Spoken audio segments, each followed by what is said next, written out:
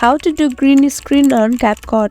Hello everyone, welcome back to my channel Quick Guide. In this tutorial video, I will show you guys how you can use green screen on Capcut. So let's get started.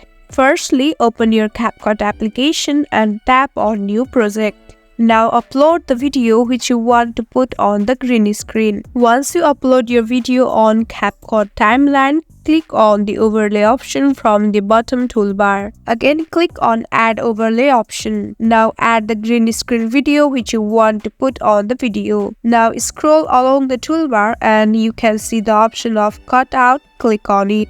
Again, click on the chroma key option. Now select the green color from the color picker menu.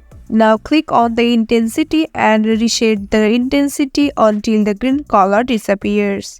Finally, click on the check mark option at the bottom right corner, and that's it. So in this easy and simple way, you can use green screen on Capcut. I hope this tutorial helped you. Don't forget to drop a like and subscribe to my channel. We'll meet you on next video. Till then, stay tuned. Bye bye.